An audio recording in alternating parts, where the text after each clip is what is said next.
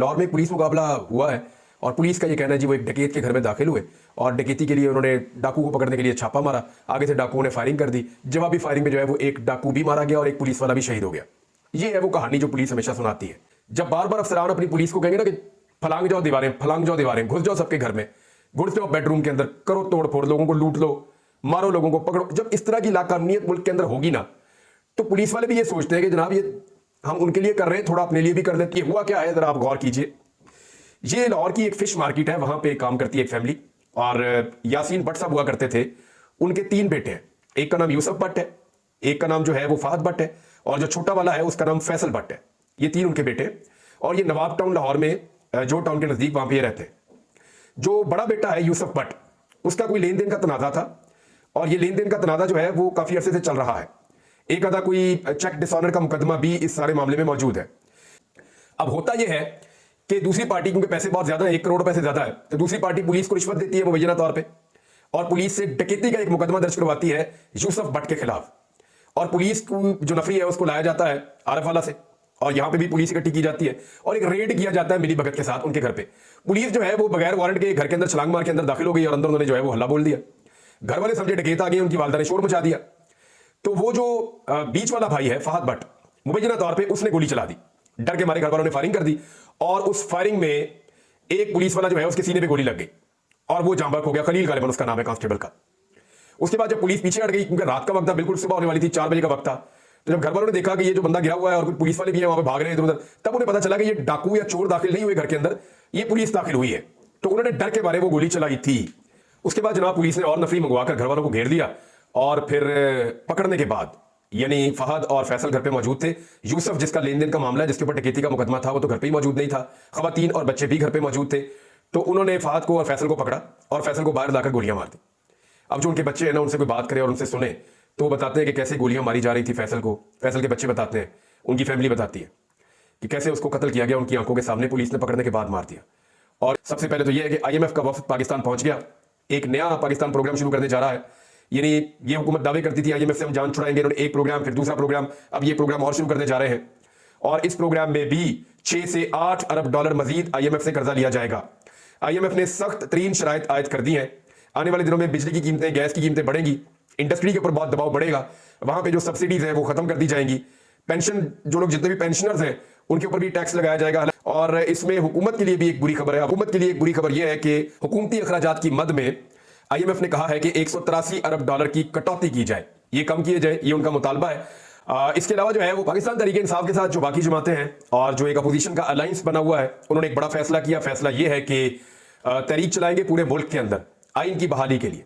और इसमें इनकी एक मीटिंग हुई है जिसकी सरपरस्ती की महमूद खान अचकजई ने। अच्छा, इन्होंने मुल्क की तहरीक चलाने का फैसला किया आइन की बहाली के लिए और तहरीक को आगे बढ़ाने, हकीकी आजादी के हुसूल के लिए आइंदा का लाएअमल बनाने पर गौर किया। फैसलाबाद और कराची के जलसों के लिए इन्होंने कहा कि इंतजामिया के खिलाफ अदालत से हम रुजू करेंगे और हमने तगड़े जलसे करने हैं फैसलाबाद में और कराची में। साथ ही साथ इन्होंने कहा जो 7 मई को प्रेस कॉन्फ्रेंस की गई DGISPR की जानिब से, वो गैर आईनी, गैर कानूनी और इख्तियारात से तजावुज उन्होंने करार दिया और उसको मुस्तरद किया और मुतालबा किया कि मुल्क में आइन तोड़ने वालों को कौम से माफी मांगना होगी। असद कैसर ने एक स्टेटमेंट दिया, उन्होंने बड़ा क्लियरली कहा कि पाकिस्तान तहरीक इंसाफ के इस वक्त किसी के साथ कोई भी मुज़ाकरात नहीं चल रहे, कोई बैकडोर चैनल बातचीत नहीं हो रही, जो होगा वो सबके सामने हो जाएगा। अयूब साहब ने कहा कि हम पर तशद्दुद हुआ है और हमारे नौजवान शहीद हुए हैं, हमसे माफी मांगी जाए। उन्होंने बताया कि शेर अफजल मरवत के खिलाफ जो है वो पार्टी ने जारी कर दिया है शोकाज नोटिस और उनका फैसला इमरान खान साहब करेंगे। तो शेर अफजल मरवत साहब ने एक बड़ा अच्छा फैसला लिया। पहले उन्होंने एक प्रेस कॉन्फ्रेंस करने का फैसला किया, लेकिन फिर उन्होंने गौर खौस के बाद ये फैसला किया कि वो किसी किस्म की प्रेस कॉन्फ्रेंस नहीं करेंगे, वो नोटिस का जवाब भी देंगे, मीडिया से इज्तनाब करेंगे, अपने आप को बचाएंगे इस सारी कंट्रोवर्सी से और इमरान खान साहब के ऑर्डर्स को फॉलो करेंगे।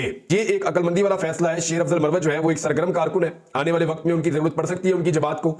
तो अगर वो कंट्रोवर्सी में ज्यादा जाएंगे तो मुश्किलात उनके लिए बढ़ती चली जाएंगी। फवाद चौधरी ने 2-3 बड़ी अहम बातें की हैं। उन्होंने कहा जो पाकिस्तान तहरीक इंसाफ से बातचीत वाली बात है, ये राणा सनाउल्लाह की बात एक अहसन कदम है। फवाद चौधरी ने कहा कि रूलिंग पार्टियां वाजे करेंगे चाहती क्या है, एतमाद को फरोग दिया जाए ताकि बातचीत की जा सके। फवाद चौधरी ने कहा कि नवाज शरीफ को पार्टी की सदारत मिले तो शायद वो मामला को ठीक करने की तरफ आए, शहबाज शरीफ के पास तो है ही कुछ नहीं।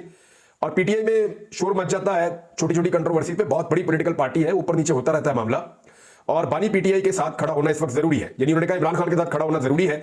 अगर वो लड़ाई हार गया तो पाकिस्तान के अवाम लड़ाई हार गए। 3 तरक्कियां हुई नाजरीन फौज के अंदर।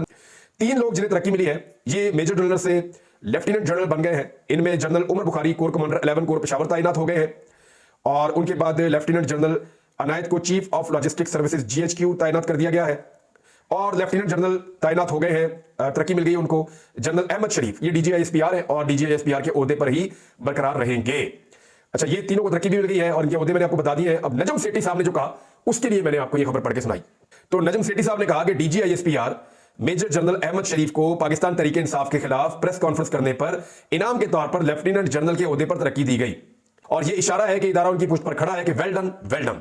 मोहम्मद जुबैर साहब ने कहा कि मैं नहीं मानता कि पाकिस्तान तरीके इंसाफ प्रेस कॉन्फ्रेंस के बाद, यानी मैं ऐसा नहीं समझता था कि पाकिस्तान तरीके इंसाफ प्रेस कॉन्फ्रेंस के बाद इतना कॉन्फिडेंस से और इतना तेजी से जवाब देगी।